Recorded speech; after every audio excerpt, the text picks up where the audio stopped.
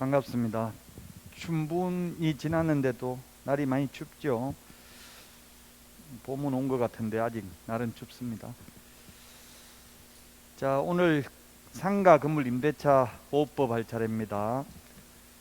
지난주 했던 거 먼저 잠깐 제목만 보면, 지난주 했던 거 중에서 시험에 나올 만한 게 전자계약서. 전자계약서 작성하면 확정일자 받으러 동주민센터에 갈 필요 없고, 부동산 거래 신고 따로 할 필요 없고요.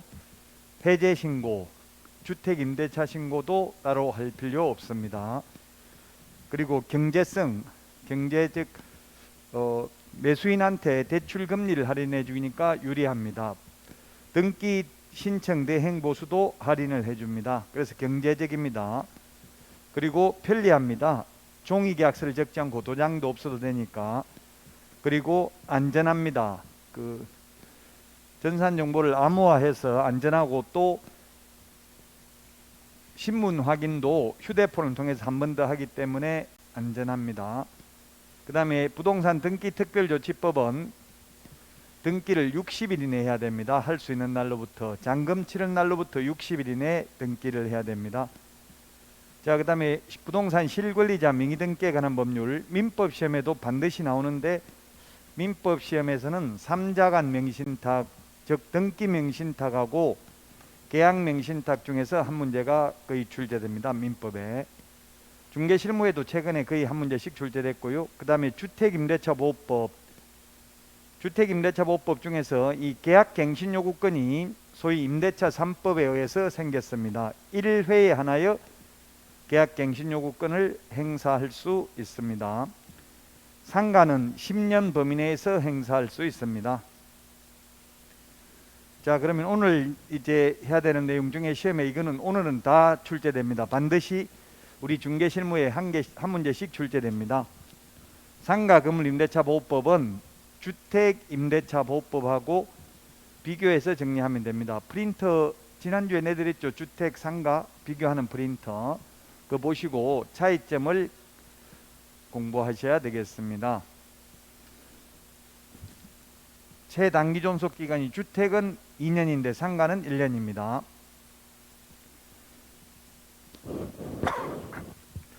계약갱신요건도 주택은 1회에 하나에 행사할 수 있는데 상가는 10년 범위 내에서 행사할 수 있습니다. 최초 임대차 기간을 포함한 전체 임대차 기간이. 권리금도 상가에만 인정되는 것입니다. 주택은 권리금 없죠. 그 다음에 3개의 차임액을 연체하면 해지할 수 있는데 주택은 2개의 차임액을 연체하면 해지할 수 있습니다. 경매에서 시험에 가장 많이 나온 게 매수보증금은 최저 매각 가격의 10분의 1, 10%고요. 대금 지급 기일에서 기한으로 바뀌었습니다. 그리고 경매의 경우에도 농지 취득자액 증명은 제출해야 됩니다. 그 다음에 매수 신청 대리인 등록인데 부칙개공, 즉 법 7638호 부칙 제6조 2항의 규정에 의해서 등록을 한 것으로 보는 자는 매수신청 대리인 등록을 할 수 없습니다. 지방법원장에게 매수신청 대리인 등록을 해야 됩니다. 경공매 매수신청 대리를 하려면. 그리고 보정 설정도 해야 되고 매수신청 대리 실무교육도 받아야 됩니다. 그리고 개업 공인중개사가 직접 법원에 출석을 해야 됩니다.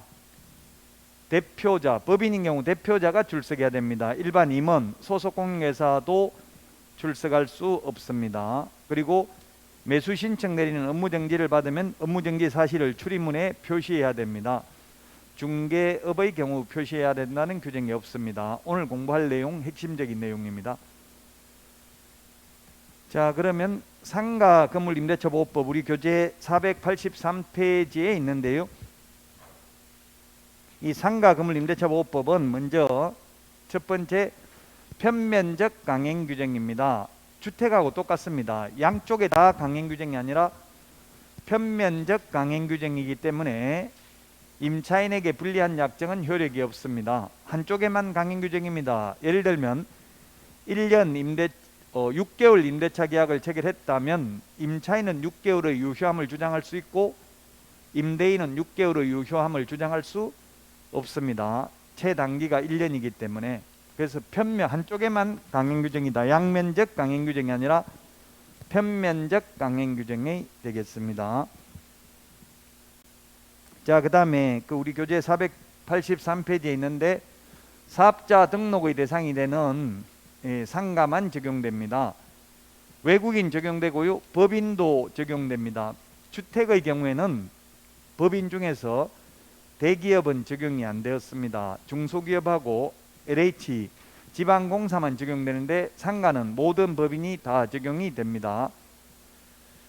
사업자 등록의 대상이 되는 건물이어야 되기 때문에 어린이집, 노인주간보호센터, 유치원, 동창회 사무실 이런 거는 상가 건물 임대차 보호법이 적용되지 않습니다. 사업자 등록이 안 되니까. 어린이집 이런 경우는 사업자 등록이 아니라 사업자 등록이 안 돼 있습니다. 제 아는 분도 어린이집 하는데 사업자 등록을 했다고 하더라고요. 근데 사업자 등록이 아니고 제가 사진 찍어서 보내보라고 했어요. 사업자 등록증이 아니라 고유번호증이더라고요. 고유번호증. 사업자 등록이 안 되기 때문에 상가 건물 임대차 보호법 적용 안 된다. 자, 그 다음에 사업자 등록이 대상이 되는데 원래는 거기 483페이지 맨 밑에 보면은 예외적으로 지역별로 적용되는 보전금이 있습니다. 그 484페이지에 보면 맨 위에 박스에 서울에서 9억 이하인 경우만 원칙적으로 적용이 됩니다. 그런데 그 483페이지 맨 밑에 예외적으로 적용되는 걸 적어놨는데요. 지금 이게 우리 핵심 비교 정리 프린터는 29번, 핵심 비교 정리 프린터는 29번에 보면 맨 밑에 모든 상가 적용해 가지고 임시 표준 대개 권해 이렇게 적어놨습니다. 임시 표준 대개 권해. 이게 뭐냐면 우리 우선 면제, 최우선 면제 이런 거 받으려면은 최하 9억 이하여야 됩니다. 물론 최우선 면제는 9억이라도 못 받지만 최단기 존속 기간도 9억을 초과하면은 최단기 존속 기간도 1년 적용받지 않습니다. 원칙적으로 9억 초과하면 적용이 안 되는데 이건 예외적으로 9억을 초과하는 경우에도 적용되는 예외입니다. 우리 프린터는 29번에 있고요. 교과서는 483페이지 맨 밑에 있습니다. 자, 그래서 뭐가 있냐면 첫 번째 계약 갱신 요구에 관한 특례입니다. 2020년 9월 29일부터 6개월간 연체한 차임은 3개의 차임액을 연체한 것으로 보지 않는다. 이게 왜 생겼냐면 코로나 때문에 갑자기 집합금지, 집합제한명령 이런 걸 처음 받아봤잖아요. 역사상 처음 받아가지고 만약에 월세를 낼 수 없다면 6개월간 연체한 차임은 3개의 차임액을 연체한 것으로 보지 않는다. 그게 뭐냐면 3개의 차임액을 연체하면 우리 프린터 30번에 보면 3개의 차임액을 연체하면 그 세 가지가 있습니다. 계약갱신 요구권 인정해주지 아니할 수 있고 30번 맨 밑에 그 다음에 해지할 수 있고요. 권리금 회수 기회를 인정해주지 않습니다. 3개의 차임액을 연체하면 쉽게 말하면 석 달 월세를 안 내면 내쫓을 수 있다고 주인이. 근데 코로나 때문에 영업을 못 해가지고 월세 낼 돈도 없어가지고 6개월간 연체해도 내쫓을 수 없다는 얘기입니다. 그럼 최대한 8개월 연체해도 내쫓을 수 없어요. 이게 6개월하고 또 2달 더 연체하면 8개월이잖아요. 3개의 차임액을 연체해야 되니까 이 6개월 거는 포함시키지 아니하니까 지금은 이미 끝났죠.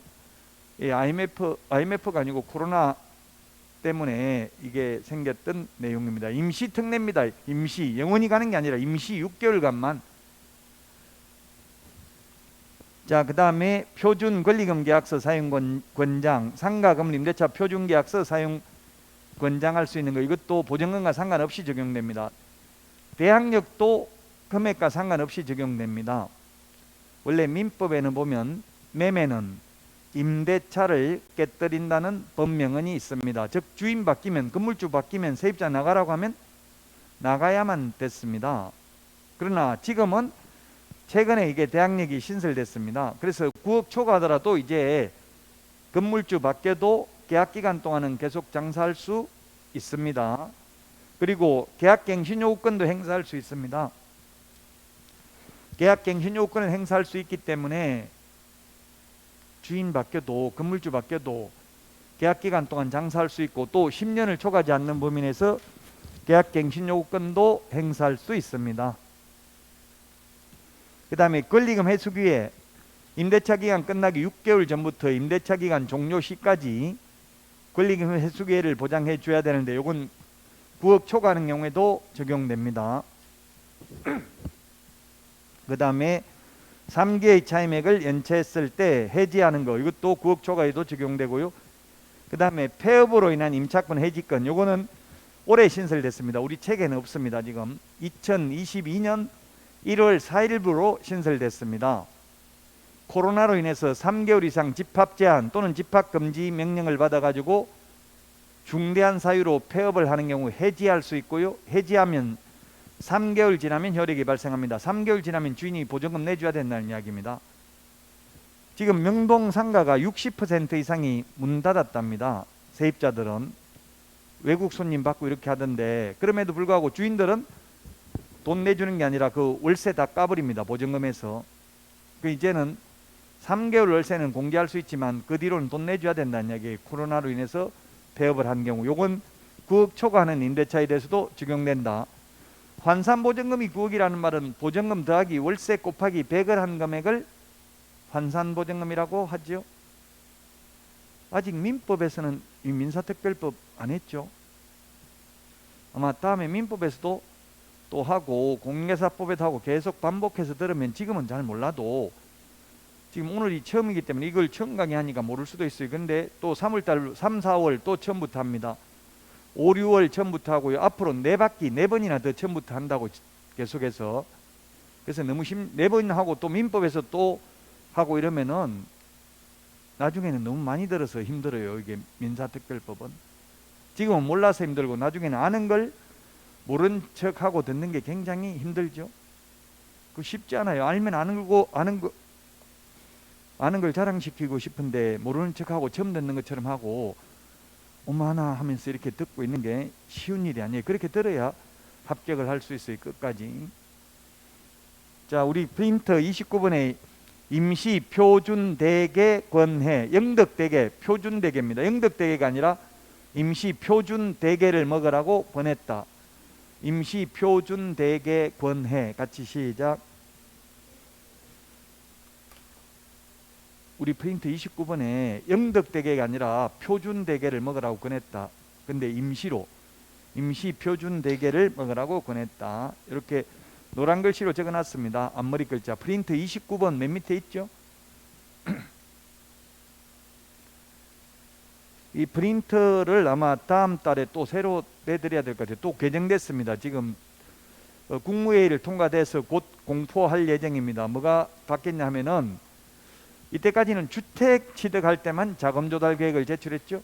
이제 토지도 수도권이나 세종특별자치시, 광역시에서는 1억 이상, 그 밖의 지역에서는 6억 이상 토지를 취득하는 경우, 또 지분으로 투자하는 경우에는 금액과 상관없이 지분, 왜냐하면 기획부동산에서 지분으로 토지를 많이 팔잖아요. 그래서 기획부동산에 피해 당하는 걸 방지하기 위해서 지분으로 사는 거는 금액과 상관없이 자금 조달 계획을 제출하도록 국무회의 통과됐습니다. 곧, 아직 공포 안 됐습니다. 이제 곧 며칠 안에 공포될 예정입니다. 그리고 토지거래 허가 기준 면적이 앞에서 제가 바뀔 예정이라고 했죠. 주거지역 180이었는데 건축법에서 대지 분할 최소 면적이 있잖아요. 대지 분할, 그걸로 바뀝니다. 주거지역 60제곱미터, 미지정 60제곱미터, 상업지역, 공업지역이 지금은 상업이 200이었죠. 150으로 바뀔 예정입니다. 녹지지역은 200제곱미터, 지금 녹지지역은 100제곱미터입니다. 그 국무회의 통과돼서 이제 며칠 안에 확정됩니다. 그래서 프린트에 그 개정된 내용을 반영해서 아마 다시 내드릴 겁니다. 그러니까 프린트 아끼지 말고 쓰시라고. 이거 시험 볼 때까지 못 간다고 자꾸 바뀐 내용을 반영해야 되니까. 임시 표준 대개 권해, 프린트 29번 맨 밑에 있죠. 이거는 원래 상가는 환산보증금이 9억 이하인 경우만 서울에서 적용된다. 이게 시대적 배경을 제가 말했습니다. 주택은 전두환 정부 때 만들었기 때문에 그때는 강력한 리더십이 있기 때문에 모든 주택에 대해서 다 적용할 수 있었어요. 근데 상가는 이게 2002년 김대중 정부 때 만들었어요. 김대중 정부 때 만들어 가지고 모든 상가에 대해서 다 적용하려고 하니까 그때 야당에서 뿐만 아니라 건물주들이 지금 뭐 빨갱이 세상이냐 뭐 이런 식으로 해가지고 모든 건물에 대해서 못했습니다. 왜? 모든 건물에 대해서 다 우선 면제를 해줘버리면 어떻게 돼요? 이게 건물의 담보 가치가 떨어지겠죠? 확정일 잡아든 임차인들이 우선 면제를 받으면 그러면 은행에서는 대출을 안 해주려고 하겠죠? 이미 대출돼 있으면 회수하려고 할 겁니다. 담보를 더 제공하도록 하거나. 그렇게 해서 모든 상가에 대해서 적용을 못했다는 이야기입니다. 그러나 요거는 9억 초과하는 경우에도 적용된다. 그리고 5%밖에 1년에 못 올리는데 9억 초과하는 경우에는 시세만큼 올릴 수 있어요. 5% 올리는 것도 이 금액 이하인 경우만, 9억 이하인 경우만 적용된다고. 서울에서 9억, 과밀억제권역에서 6억 9천, 광역시 5억 4천, 기타 지역 3억 7천이죠. 요 금액 나와 있네요. 9억, 69는 54, 69, 54 이렇게 기억하면 돼요. 6 곱하기 9가 54잖아요. 69, 54. 이거 숫자도 기억해야 됩니다. 3억 7천, 기타 지역은 3억 7천이 되겠습니다. 부산광역시는 이게 우선 면제 받을 때는 6억 9천 이하고요. 최우선 면제 받을 때는 부산광역시는 또 그냥 광역시에 해당됩니다. 마찬가지로 세종시, 파주, 화성시도 우선 면제 받을 때는 5억 4천인데 최우선 면제 받을 때는 여기는 또 기타 지역에 해당돼요. 이게 좀 어려운데 이런 거 세부적으로 모르더라도 일단 큰 흐름 숫자는 기억을 해야 됩니다. 이거 지난주에도 했던 표입니다. 이거 또 지난주 주택할 때 했다고요. 주택할 때 지난주 기억나죠? 똑같은 건데 왜냐면 이게 지금 상가고 지난주는 주택할 때 했다고. 최단기 존속 기간. 자, 1년입니다. 1년인데 뭐 상가만 하고 넘어가겠습니다. 여러분들이 시험 보기 전까지는 다른 최단기 존속 기간도 같이 정리하는 게 좋겠죠? 주택은 2년, 상가는 1년입니다. 최단기 존속 기간이. 그래서 1년 미만으로 정한 임대차 기간의 효력은 임대인은 주장할 수 없다고요. 임차인은 주장할 수 있지만 편면적 강행 규정이기 때문에. 근데 만약에 서울에서 9억을 초과하면 이거 최단기 1년 주장할 수 없어요. 적용 안 돼요. 그럼 뭐 어떻게 되냐면 민법 임대차를 적용한다는 이야기입니다. 9억 초과하면 기간은.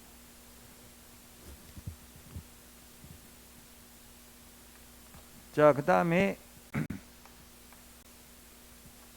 계약갱신요구권인데요. 485페이지. 우리 그 프린터, 주택 상가 비교한 프린터 내드린 거에도 보면 있는데 주택의 경우 계약기간 끝나기 6개월 전부터 2개월 전까지 했죠. 상가는 1개월 전까지 주택 상가 비교한 프린터에도 내드렸습니다. 그 주택은 이거 2개월로 바뀐 이유가 한 달 만에 집을 구하기가 어렵다고 본 거고요. 상가 같은 거는 상가는 투기하는 사람이 그렇게 많지 않았어요. 상가 투기는. 그러다 보니까 그냥 그대로 내버려 뒀고요. 주택은 워낙 이게 모든 사람이 반드시 살아야 되잖아요. 주택은 필수제거든요. 상가는 돈 없으면 그냥 몸으로 때워야 되지 상가 얻어서 장사 못 하잖아요. 그래서 주택만 이게 2개월 전까지로 바뀌고 상가는 그대로 1년입니다. 1개월 전까지입니다. 1개월 전까지. 그러면 6개월 전부터 1개월 전까지면 5개월 동안 주인이 세입자 보고 나가라고 말 안 하고 있으면 그건 묵시적 갱신이고 이거는 갱신요구네요. 예, 갱신요구면 이 세입자가 그 세입자 입장에서 보면 미리 먼저 말할 필요 없죠. 주인이 가만히 있으면 그냥 자동으로 묵시적 갱신되잖아요. 그 주인이 나가라고 하면 갱신요구 하겠습니다. 주인이 이 사이에 나가라고 해야 되잖아. 나가라고 안 하면 자동 연장되죠. 그럼 주인이 나가라고 하면 이 사이에 세입자는 갱신요구 하겠습니다. 10년간 장사 어쨌든 갱신 만약에 2년이면 2년 더 연장하는 거고요. 10년을 초과하지 않는 범위 내에 있습니다. 그래서 이 갱신되면 전임대차와 동일한 조건을 다시 계약한 것으로 봅니다. 스타벅스나 이런 거는 7년, 뭐 15년 이런 식으로 계약하더라고요. 스타벅스가 직영이라고 하던 다 자기 건물에서 한다. 어떤 분은 그러던데 다 자기 건물이 아니고 직영은 맞아요. 직접 그 영업은 하는데 건물은 임대차예요. 건물주는 따로 있다고요. 그래서 월세를 내는 경우가 있고 아니면 매출액의 몇 % 받기로 하고 가는 경우도 있어요. 여기도 오다 보니까 드라이브 스루 매장 600m더라고요. 거리 내비게이션 찍어보니까 600m 거리에 있더라고요. 커피값 다 올랐대요 지금.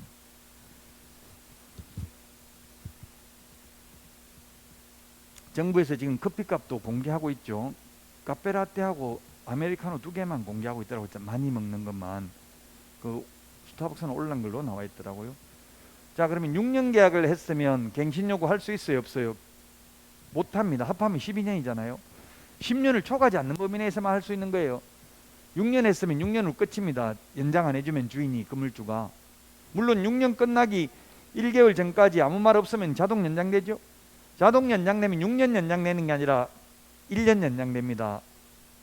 묵시적 갱신, 법정 갱신은.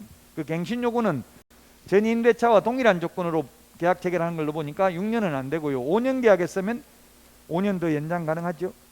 4년 계약했으면 4년 두 번만 가능합니다. 3번 해버리면 10년이 넘어버리잖아요. 안 된다고요. 최초 임대차 기간을 포함한 전체 임대차 기간이 10년을 초과하지 않는 범위 내에서만 계약갱신 요건을 행사할 수 있습니다. 갱신 거절 사유, 우리 지난주 주택할 때 했는데요. 주택은 2기의 차임액이었죠. 우리 프린터 30번에 맨 밑에 보면 2기가 4번, 3기가 3번 있죠. 3기 연체. 그 3기의 차임액에 해당하는 금액에 이르도록 차임을 연체한 사실이 있는 경우, 여기에 대한 판례는 갱신 요구할 당시에 석 달 월세기 연체되고 있어야 되는 게 아니고 과거에 한 번이라도 3개의 차임액에 이르도록 연체한 적이 있다면 거절할 수 있습니다. 신뢰관계가 깨졌기 때문에 더 연장 안 해줘도 된다는 이야기입니다. 한 달 월세가 100만 원이면 300만 원이 연체돼야 됩니다. 예를 들면 이달에는 장사가 안 돼서 도저히 다 못 드리겠다, 50만 원만 드리겠다 이러면 6개월 연체돼야 되겠죠. 절반씩만 연체를 했다면 석 달 월세액에 해당하는 금액을 이르도록 연체한 사실이 과거에 한 번이라도 있었는 경우는 거절할 수 있습니다. 그 다음에 거짓 부정하는 거는 임차한 경우, 이는 주택도 똑같고 요건 노란 것만 주택하고 차이 납니다. 서로 합의하여 상당한 보상을 제공한 경우, 옛날 사법고시 시험에 일방적으로 상당한 금액을 공탁한 경우 이렇게 X로 나왔어요. 일방적으로 공탁하면 안 되고 합의해서 제공을 해야 됩니다. 자, 그 다음에 동의 없이인데 시험에 동의 받아서 하면 X입니다. 동의 없이 전대했다는 말은 세입자가 다시 세를 놓는 걸 전대차 계약이라고 합니다. 세입자가 세를 놓는 걸 전대라 하고 매수인이 샀다가 대파는 걸 전매라고 합니다. 전매. 동의 없이 동의 받아 하면 X. 자, 그 다음에 중대한 과실로 파손한 경우입니다. 중대한 과실. 우리 시험 범위에 들어가는 것 중에서 중대한 과실이라는 말이 4번 나옵니다. 공인중개사법에는 중대한 과실이 없습니다. 공인중개사법상 법 30조 손해배상은 그냥 고의 과실이라고 되어 있어요. 아무 말 없이 과실이면 모든 과실이죠. 경미한 과실도 포함됩니다. 근데 여기는 중대한 과실입니다. 중대한 과실이라는 말이 4번 나온다. 민법에서 착오로 취소하는 경우 표의자에게 중대한 과실이 있는 경우 취소할 수 없다. 그 다음에 이게 주택임대차보호법에서 중대한 과실로 파손하면 계약갱신 요구 거절해도 됩니다. 상가 계약갱신 요구 거절해도 됩니다.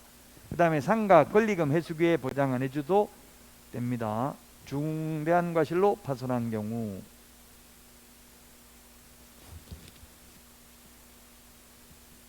임차한 주택의 전부 또는 일부가 멸실되어 임대차 목적을 달성할 수 없는 경우. 최근에 보니까 뉴스 보니까 일산에, 고양시 일산에 보니까 5층짜리 건물인데 건물이 막 약간 너무 문이 땅으로 좀 꺼졌더라고요. 기울고 막 이렇게 해가지고 세입자들 다 그 대피 명령 받고 이랬더라고요. 그래서 지금 문제가 세입자들은, 주인은 그 보증금만 받고 다 나가라고 하고 세입자들은 너무 억울하다 이렇게 하는데 그 명확한 그런 법적 규정이 없죠. 거기는 소송해봐야 되니까 소송하기도 힘들고 지금 그런 상황입니다. 그 건물주는 별로 뭐 세입자 다 내보내버리고 다시 재건축해버리면 15층으로 이제 지으면 오히려 돈 벌 수도 있다더라고. 시세 차익이 나니까. 자, 그 다음에 또 거절할 수 있는 사유가 가장 현업에서 지금 분쟁이 많이 생기는 게 이겁니다. 건물이 노후, 훼손, 일부 멸실, 안전사고 우려가 있는 경우, 아까 이야기했잖아요. 지금 일산에 그런 것처럼 이게 어느 정도 안전사고 우려가 있어야 되는지, 얼마나 훼손돼야 되는지, 얼마나 멸실돼야 되는지 이런 게 구체적인 규정이 없다고요. 소송해봐야 아는 거예요. 이게 다툼의 여지가 있다는 이야기입니다. 나머지는 이런 거 다툼의 여지가 없죠. 다른 법령, 도시 및 주거환경정비법에 의해서 재건축하는 경우, 이런 경우는 당연히 거절할 수 있습니다. 주택에는 상가하고 다른 게 뭐가 있었어요? 주택에는 주인이 직접 살겠다 또는 직계 좀비 속에 살겠다고 내보낼 수 있었잖아요. 상가는 주인이 직접 장사하겠다고 세입자 내보낼 수는 없습니다. 차이점이. 주택하고 상가 차이점을 잘 봐야 돼요. 자, 이게 법정갱신입니다. 주택은 법정갱신 6개월 전부터 2개월 전까지 그 주택 상가 비교 프린트 봐도 2개월 전까지인데 상가는 1개월 전까지입니다. 묵시적 갱신, 법정갱신 또는 자동연장 같은 말입니다. 아까도 말했지만 요 사이에 5개월 동안 아무 말 없으면 자동연장 된다고요. 묵시적 갱신 또는 법정갱신. 갱신됐을 때 존속기간은 1년입니다. 아까도 말했지만 6년 계약 체결했다가 자동 연장되면 또 6년 연장되는 게 아니고 1년 연장된다고. 1년. 그 다음에 법정갱신, 묵시적갱신, 자동 연장돼도 세입자가 나가겠다고 주인한테 이야기하면 주인은 3개월 지나면 돈 내줘야 된다. 보증금 내줘야 된다. 3개월입니다. 3개월. 묵시적갱신은 3개월 지나면 효력이 발생합니다. 그런데 계약 갱신 요구에 의해서 갱신된 경우에는 상가의 경우는 세입자가 해지 통고 못합니다. 주택은 법정 갱신돼도 세입자 나가겠다고 하면 3개월 지나면 효력이 발생한다고요. 근데 상가는 갱신 요구에 의해서 갱신된 경우, 즉 5년인데 5년 더 장사하겠다 갱신 요구했는데 갑자기 마음 바뀌어가지고 나가겠다 하면 3개월 지나면 효력 발생하는 게 아니라고요. 원칙적으로 5년간 월세 다 내야 됩니다. 상가는. 주택은 계약 갱신 요구에 의해서 갱신돼도 세입자가 나가겠다고 해지 통과할 수 있습니다. 차이점을 기억해야 됩니다. 이거는 교과서에 없는 내용입니다. 2022년 1월 4일 날 신설됐습니다. 임차인이 이 감염병의 예방 및 관리에 관한 법률에 따라서 집합 제한 또는 집합 금지 조치를 총 3개월 이상 받음으로써 발생한 경제사정의 중대한 변동으로 폐업을 한 경우에 임대차 계약을 해지할 수 있다. 폐업으로 이렇게 해서 폐업해가지고 해지하면 임대인이 계약 해지의 통고를 받은 날부터 3개월이 지나면 효력이 발생한다. 이제 주인 돈 내줘야 된다는 얘기. 3개월 후에는 집합금지 또는 집합제한 명령을 3개월 이상 받아가지고, 또 이게 무조건이 아니라 이게 뭐라고 돼 있어요? 경제사정의 중대한 변동, 이런 표현이 있죠. 이 중대한 게 얼마나 변동이 있어야 되는지 소송해봐야 돼요. 그럼 뭐 예를 들면 장사해봐야 월세 낼 돈도 못 번다 이러면 해당되겠죠. 근데 영업 손실이 전혀 없으면 안 될 거 아닙니까? 옛날하고. 그래서 어느 정도 중대한이라고 돼 있어요. 이것도 또 중대한 변동이 있어야 된다고요. 옛날보다 매출액이 확 떨어졌다든가 이런 게 뭔가 입증할 수 있어야 되겠죠. 주인이 쉽게 동의해주면 되는데 동의 안 해주면 또 소송해봐야 된다고. 중대한 변동이 있다는 걸. 조금 뭐 매출액 조금 감소해가지고는 안 되겠죠. 중대한 변동이 있어야 됩니다. 그 중대한 변동이 얼마인지는 구체적으로 없어요. 소송해야 돼요. 판사가 판단한다고요. 다 변호사 먹고 살도록 만들어놔요. 법을 보면은. 그 소송을 자꾸 해야 변호사들은 먹고 사니까. 3개월입니다. 여기도 3개월. 487페이지 교과서 대항력입니다. 대항력. 대항력이 뭐냐면 주인 바뀌어도 계속해서 장사할 수 있고 계약기간 끝나면 새 주인한테 보증금 받아 나갈 수 있는 힘이 대항력입니다. 물권적 효력입니다. 채권의 물권화 경량이 있다라고 합니다. 주택은 대항력, 우리 프린터 주택상가 비교하는 거 프린터 보면 위에 있는데, 주택은 대항력이 생기려면 이사하고 전입신고만 하면 되고, 상가는 인도받고 나서 사업자 등록 신청하면 됩니다. 사업자 등록증 교부가 아니라 신청입니다. 신청은 교부는 왜냐하면 일주일 안에 교부하도록 돼 있기 때문에 세무서에 제가 사업자 등록을 해보니까 어떤 세무서에는 당일날 교부를 해주고요, 어떤 데는 일주일 후에 오라고 하더라고요. 그래서 교부받은 날이 아니라 사업자 등록 신청한 다음날 대항력이 생깁니다. 양수인은 임대인의 지위를 승계하는 것으로 본다. 양수인이라고 하면 매수인, 상속인, 수정자 이런 거 다 포함이죠.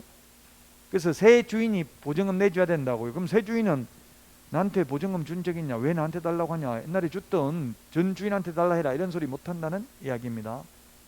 그래서 우리 소위 갭 투자라고 하잖아요. 갭 투자. 만약에 뭐 이게 3억, 건물 가격이 3억인데 세입자 보증금이 2억이 있으면 이걸 살 때 2억 보증금 내줄 거 빼고 1억만 투자해가지고 사죠. 갭 투자. 갭 투자. 새 안고, 새 끼고, 새 안고. 새 안고를 이렇게 쓰더라고요. 새 안고. 정보망에 올라가 있는 거 보니까 제가 부동산 중개할 때 헷갈린 게 이게 비고란에 새 안고 이렇게 많이 적혀 있더라고요. 저는 세안고등학교인 줄 알았어요. 이게 새 안고, 새 끼고 갭 투자라는 이야기입니다. 세입자 있다는 이야기죠. 대항력 있는 세입자. 못 내보낸다는 이야기예요. 그게 새 안고 이렇게 적어놨더라고요.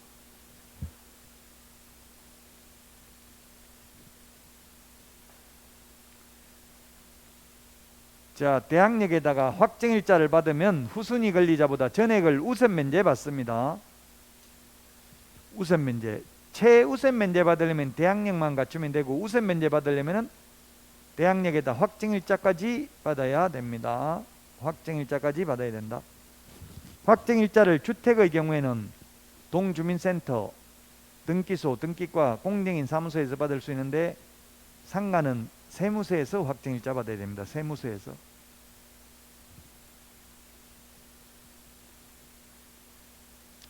자, 그 다음에 상가 임차인은 임차 건물을 양수인에게 인도하지 않으면 보증금을 받을 수 없다. 예, 경매 신청할 때는 건물을 안 비워줘도 되지만 배당 받는 거하고 집 비워주는 거, 건물 비워주는 거는 동시행 관계에 있습니다. 근데 현실적으로는, 이론적으로는 동시행인데 현실적으로는 명도 확인서를 가져가야 배당금을 수령할 수 있어요. 현실적으로는. 사실상 동시행하기가 어렵습니다. 그래서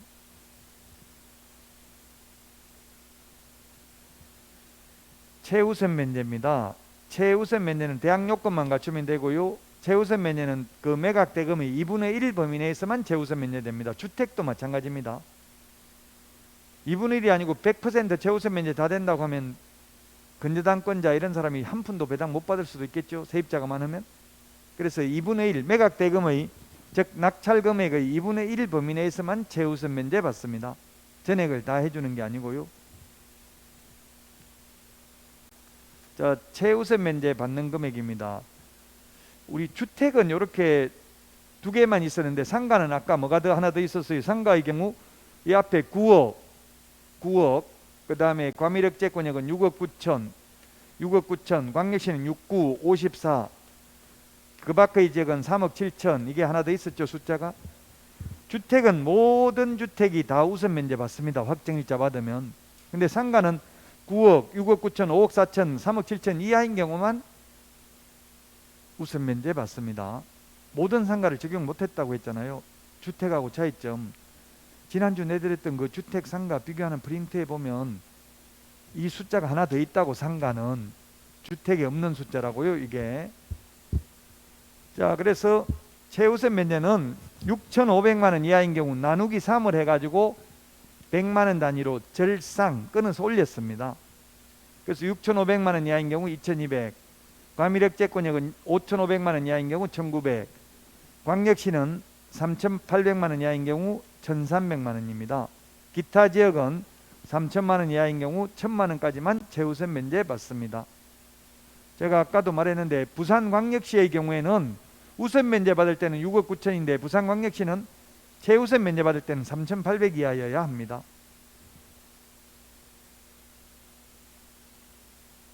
세종, 파주, 화성도 마찬가지입니다. 세종, 파주, 화성도 우선 면제 받을 때는 5억 4천, 최우선 면제 받을 때는 세종시는 3,000만 원 이하인 경우 1,000만 원까지만 최우선 면제 받을 수 있습니다.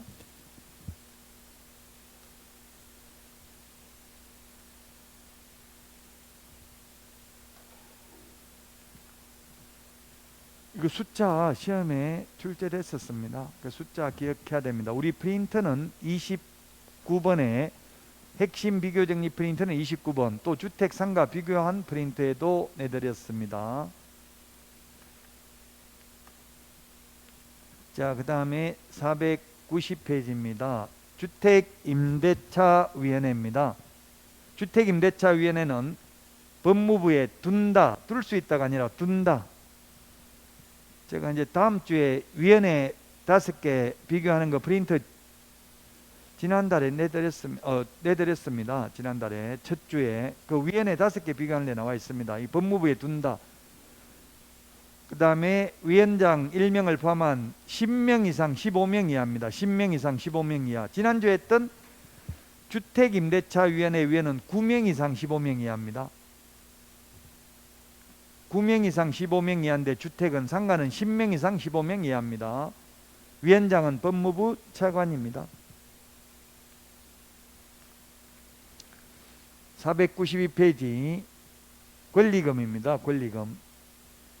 권리금은 임대차 기간 끝나기 6개월 전부터 임대차 기간 종료 시까지 현 세입자가 새로운 세입자 데려와서 건물주한테 이 새로운 세입자와 계약 체결해 주십시오. 제가 권리금 받아가겠습니다 하면 정당한 사유 없이 거절하지 못합니다.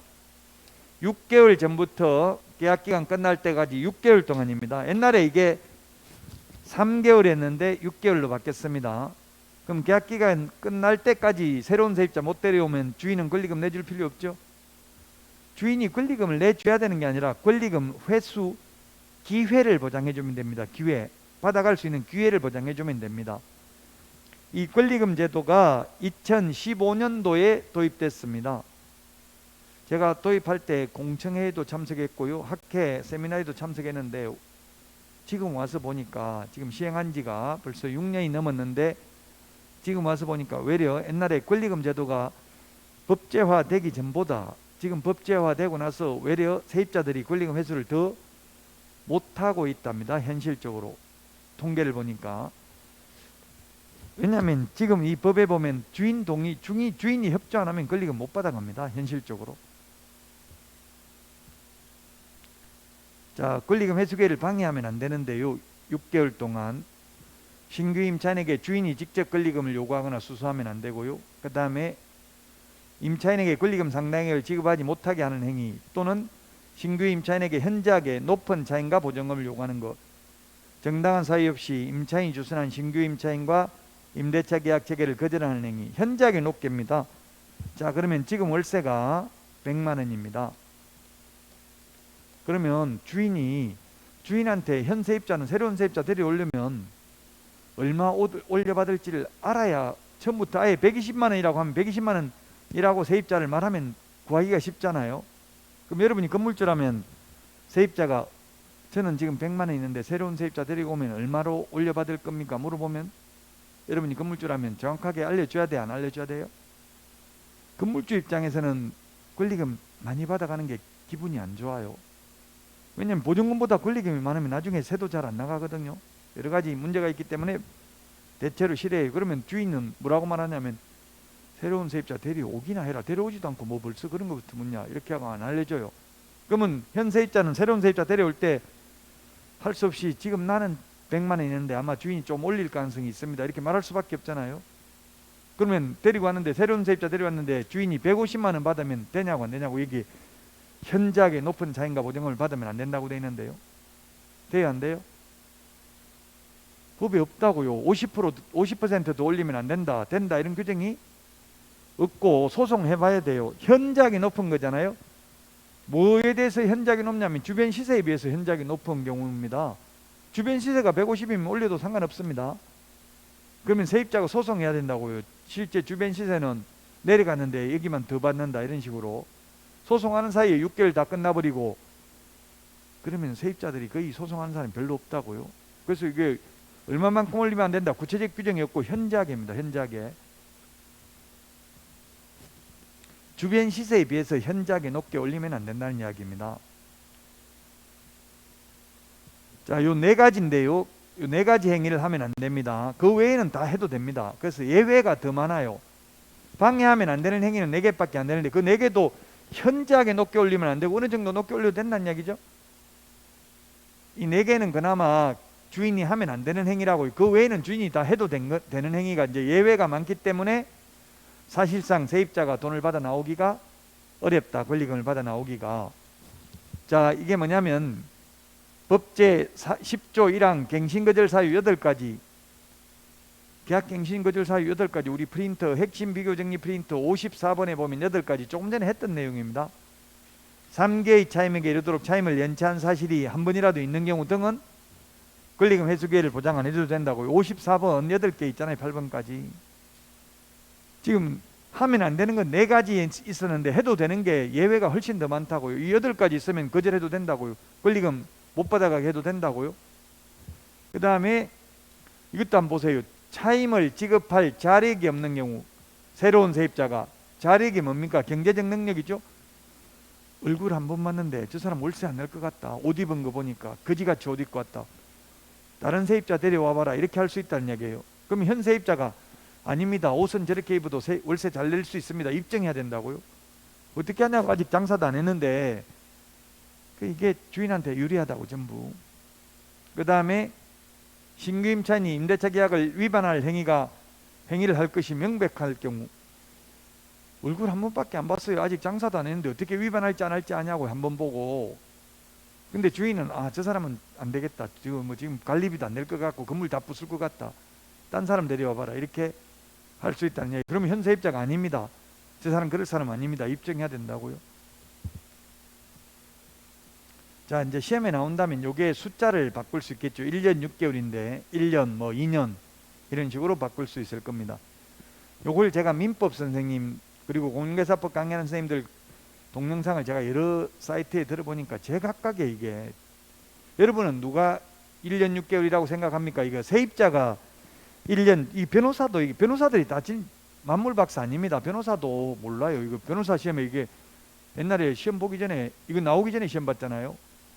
자, 그러면 1년 6개월 이상 영업용건물로 사용 안 한데 누가 그렇게 했다는 이야기예요? 현 세입자가 1년 6개월 이상 사용 안 하는 걸 말할까요? 아니면 현 세입자 내보내고 주인이 앞으로 1년 6개월 이상 영업용 건물로 사용하지 아니한 것을 말하는 거냐고요? 뭐냐고 여러분들 생각은? 둘 중에 틀리도 되니까 하나 말해보세요. 빨리 하나. 세입자가 그래서 이게 법무부에서 만들었는데 입안을 했는데 그 만든 사람한테 제가 통화해서 물어보니까 저보고 주어를 찾아보세요. 주어 이러더라고요. 주어 없어요. 지금 임차인이 임대인 이런 말이 없잖아요. 주어가 법조문에도 주어가 없기 때문에 모두 다 해당된다고. 모두 다. 현 세입자가 한 것도 마찬가지고, 임대인이 세입자 내보내버리고 이 꼴 저 꼴 보기 싫다. 난 이거 세 안 넣겠다. 앞으로 1년 6개월 나 그냥 내 동창회 사무실로 쓰겠다. 그 가게 같은 거 하는 분들 동창회 사무실 간판 걸어놓은 사람 많아요. 동창회 사무실하고 같이 쓰는 분도. 부동산 하는 분도 그런 거 많아요. 그냥 영업하려고 하는 게 아니라 나이 먹어가지고 친구들 모아서 놀고 고스톱 치고 이런 거 하려고 집에 있으면 와이프 잔소리나 듣고 피곤하고 하니까 일부러 사무실 차려가지고 나와 있는 사람도 많아요. 여유가 있으면 그렇게 하면 되겠죠. 돈 안 벌어도 되면.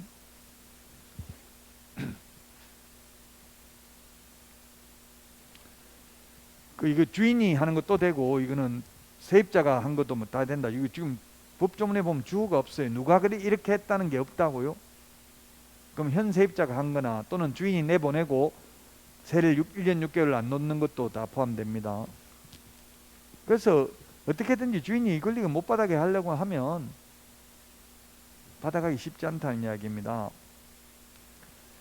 임대인이 선택한 신규 임차인이 임차인과 권리금 계약을 체결하고 그 권리금을 지급한 경우, 이런 경우는 현실적으로는 없습니다. 주인이 새로운 세입자 구해가지고 현 세입자한테 권리금 받도록 해주고 알선하고 계약을 체결했으면 세입자가 왜 내가 데려온 사람은 안 하고 네가 데려온 사람하고 계약했냐 이렇게 말할 수는 없다는 이야기예요.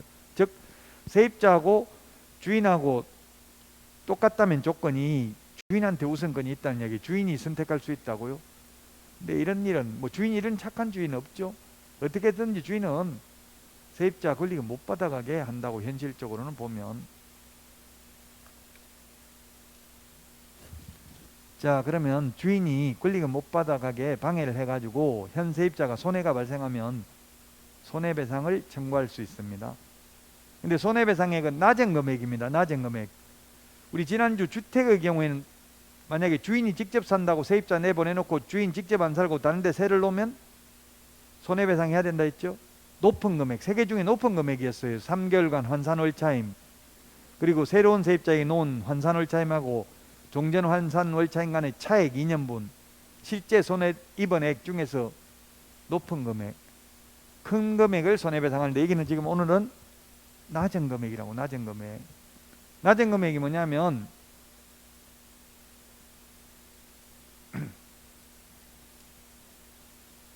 새로운 세입자가 현 세입자에게 지급하기로 한 권리금하고, 그 다음에 이거는 이해가 되죠. 임대차 장식 권리금이라는 건 뭐냐면 이게 감정평가사가 평가한 금액이에요. 감정평가사가 권리금을 평가하면 만약에 한 5년 장사했다. 그럼 5년 전에 하고 지금 5년 후 장사하고 난 상태에서 권리금이 평가하면 내려갈까요? 올라갈까요? 올라갈 수도 있고 내려갈 수도 있어요. 권리금이 세 가지가 있어요. 바닥권리금. 바닥권리금 지리적 이점, 위치이기 때문에 바닥권리금은 거의 비슷해요. 근데 영업권리금은 영업상 노하우, 거래처 신용이기 때문에 영업을 잘했으면, 매출이 올라갔으면 그는 평가하면 높아집니다. 근데 시설권리금은 내려갑니다. 감가상각이 되니까. 식당 하는데 냉장고 뭐 이런 거는 5년 썼으면 이제 거의 중고잖아요. 반값도 못 받잖아요. 그게 내려간다고요. 그래서 전체적으로 하면 내려갈 수도 있고 올라갈 수도 있습니다. 낮은 금액입니다. 둘 중에. 그리고 또 손해배상 소멸시효는 3년입니다. 임대차 기간 끝나고 3년 안에 청구 안 하면 못 받습니다. 이는 굳이 3년이라고 안 해도 민법 766조에 소멸시효가 있음에도 불구하고 더 명확하게 하기 위해서 3년이라고 적어놨습니다. 민법에 일반 규정이 있음에도 불구하고. 자, 표준계약서인데요. 표준계약서가 두 개가 있어요. 표준계약서가 두 개가 있는데, 상가 건물 임대차 표준계약서는 법무부 장관입니다. 주어가. 그 다음에 표준권리금 계약서는 주어가 국토부 장관입니다. 주어를 잘 보시라고요. 특히 법무부 장관이라는 말은 공인중개사법에는 안 나오잖아요. 전혀. 주택임대차보호법하고 상가 건물 임대차보호법에만 나옵니다. 국토부 장관과 협의를 거쳐, 이거는 또 국토부 장관은 법무부 장관과 협의를 거쳐 둘 다 협의를 하도록 되어 있었습니다. 옛날에는 주택 상가에 관련된 거는 주무부서가 법무부였는데, 뭐 청와대에서 이거는 국토부하고 협의해라 이렇게 해서 지금은 두 부서가 협의하도록 되어 있습니다.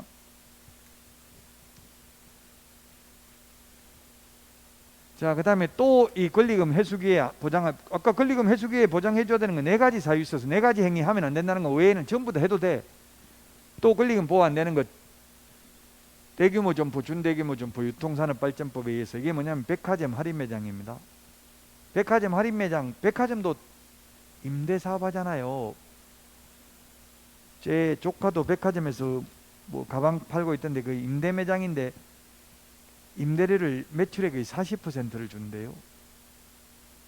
그럼 제가 그래서 그럼 안 팔면 되겠네. 뭐 월세 내기 싫으면 이랬더니 안 팔면 쫓긴 한데 또 목표액이 한 달에 2천만 원, 5천만 원 이런 식으로 정해진대요. 그 저한테 뭐 그 옷 팔 때는 뭐 못도 와이셔츠 하나 주고 하더라고요. 그래서 저는 이게 뭐 공짜로 어디 훔쳐서 주나 남아서 주나 이렇게 생각했는데, 자기 돈 가지고 사가지고 주는 거, 매출이 안 팔리니까 자기가 사가지고 주는 거라고요.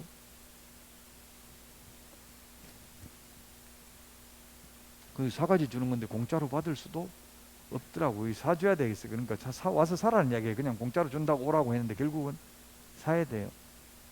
전통시장은 제외한다 이 말은 제외. 전통시장은 권리금 회수기회가 보장된다는 이야기입니까? 안 된다는 이야기입니까? 이게 제외라는 말이 된다는 이야기예요. 유통산업발전법에 의한 대규모 점포, 준대규모 점포는 권리금 회수기회가 보장 안 되는데 전통시장은 제외하니까 전통시장은 된다는 이야기입니다.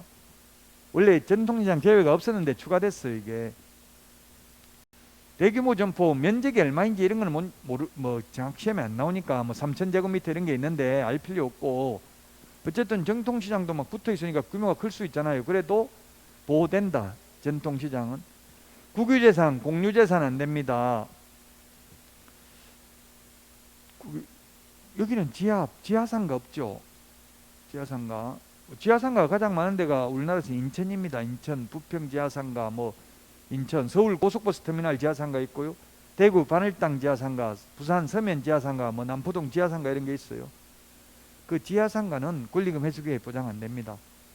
왜? 공유재산이기 때문에.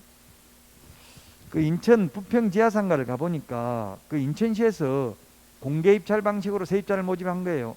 근데 지금 한 20년째인가 지금 계속 장사하고 있더라고요. 그래서 그 세입 처음에 공개 입찰로 세입자가 된 사람이 그 월세 한 20만 원, 30만 원 이 정도 내요. 인천시에. 그런데 다시 전대차 계약을 체결하고 지금 200~300만 원 내고 있어요. 지금 장사를 하는 분들은. 그리고 권리금도 주고 들어갔어요. 나중에 보험 못 받는다고요. 왜냐면 인천시에서 수의 계약을 하는 게 아니라 또 공개 입찰 방식으로 세입자를 모집해야 돼요. 조심하시라고. 그래서 지하상가는 권리금 회수기에 안 됩니다. 공유재산이기 때문에. 전차인도 임차인으로부터 다시 세를 얻은 전차인은 권리금 회수기에 보장 안 됩니다. 예외가 훨씬 많잖아요. 지금 보호되는 것보다 안 되는 게 더 많아요. 그래서 권리금 보호받기가 쉽지 않다는 이야기입니다. 자, 그 다음에 임차권 등기 명령인데요.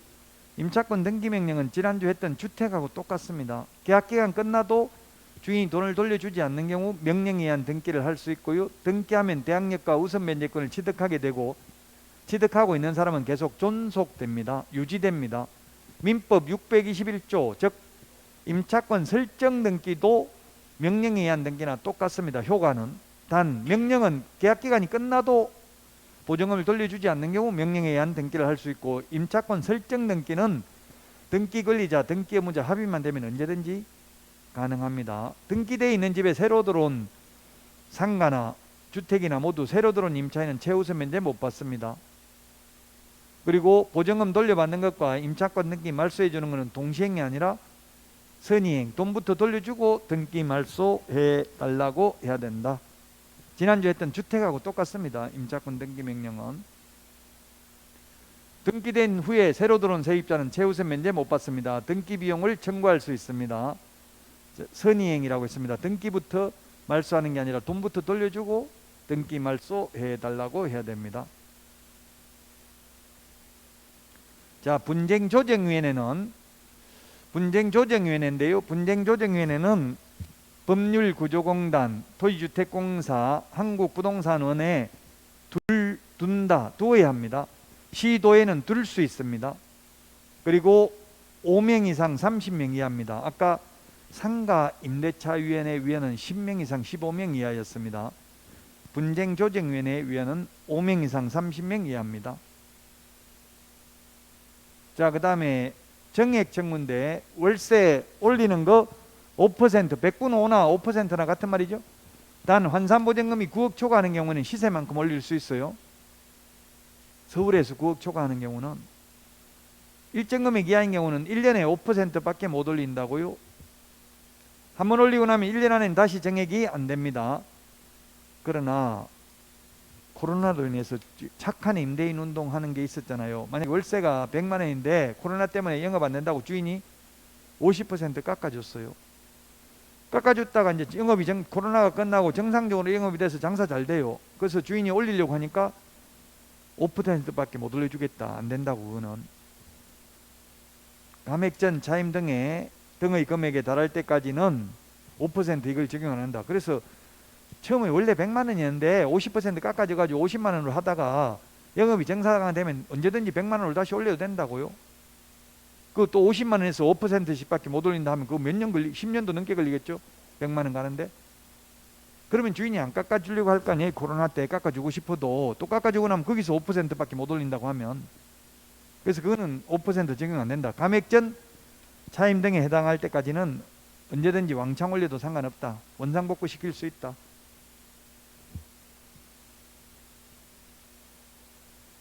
자, 그 다음에 월차임 전환율입니다. 월차임 전환율. 월차임 전환율은 주택의 경우 우리 그 주택 상가 비교하는 프린트에 있죠. 주택은 연 1할 또는 기준금리 더하기 2% 했는데 상가는 1할 2푼 즉 12% 또는 기준금리 곱하기 4.5 중에서 낮은 비율을 초과할 수 없습니다. 낮은 비율을 초과할 수 없습니다. 지금 기준금리는 1.25%죠. 또 금융통화위원회 여러 가지로 지금 금리를 조정할 수도 있다더라고요. 지금 물가가 올라가기 때문에 금리를 올릴 가능성도 배제할 수 없습니다.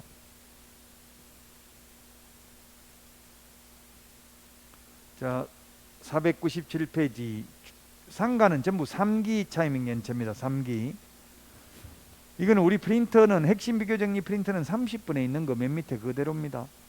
2기의 차이맥 연체가 4개가 있고요. 3기 차이맥 연체가 3개인데 전부 상가는 3기라고 3기. 3기의 차이맥을 연체했다는 것은 석 달 월세액에 해당하는 금액을 연체한 경우 해지할 수 있고 그 다음에 계약갱신요구권 인정하지 아니할 수 있고요. 권리금 회수기회를 인정해주지 아니할 수 있습니다.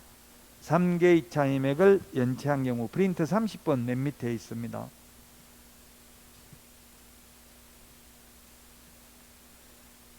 (499페이지) 주택 상가 비교입니다. 주택은 모든 주택, 상가는 사업자 등록의 대상이 되는 상가고 환산보증금이 서울에서 9억 이하인 경우만 원칙적으로 적용됩니다. 9억을 초과하더라도 적용되는 게 임시 표준 대개 권해. 영덕 대개를 먹으라고 권한 게 아니라 표준 대개를 먹으라고 권했습니다. 그것도 임시로. 임시 표준 대개 권해. 자, 그 다음에 대항력은 주택은 주민등록인데 상가는 사업자 등록 신청입니다. 그 다음에 대항력에다 확정일자 받으면 되는데 확정일자를 주택의 경우 동주민센터, 등기소, 등기과, 공정인 사무소에서 받을 수 있지만 상가는 세무서에서 받아야 됩니다. 2분의 1 범위 내에서만 재우선 면제받고요. 최단기 주택은 2년, 상가는 1년. 계약갱신요구권 주택은 1회에 한하여 행사할 수 있고 상가는 최초 임대차 기간을 포함한 전체 임대차 기간이 10년을 초과하지 않는 범위 내에서 행사할 수 있다. 법정갱신, 묵시적 갱신되면 주택은 2년이 보장되는데 상가는 1년이 보장된다. 사실혼은 주택은 상속이 되는데 상가는 상속 안 됩니다. 사실혼 관계에 있는 자에게. 정액 청구, 주택은 20분의 1, 상가는 100분의 5. 어차피 5%잖아요. 그게 5%인데 단 9억 초과하는 경우에는 시세만큼 올릴 수 있다고 했죠. 일정 금액 초과하는 경우는 환산보증금이. 그 다음에 월차임 전환율, 주택은 1할 또는 기준금리 더하기 2% 중 낮은 비율, 상가는 1할 2푼 12% 또는 기준금리 곱하기 4.5 중 낮은 비율을 초과할 수 없다. 월세로 돌리는 경우. 자, 여기까지 하고 쉬었다가 경공에 보도록 하겠습니다.